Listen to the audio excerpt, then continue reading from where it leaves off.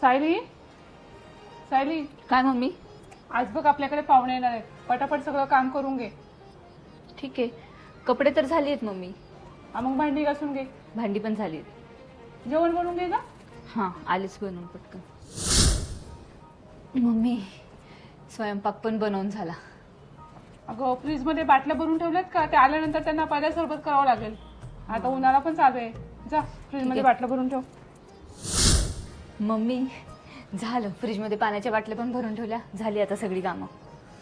सायली, माझे हात ना बघ खूप दुखायला लागले. तुमच्या हाताला काय झालं? मग सकाळपासून काम करून करून हात दुखायला लागले माझे. मम्मी, काम तर मी केले आणि हात तुमचे दुखायला लागले. कसं काय?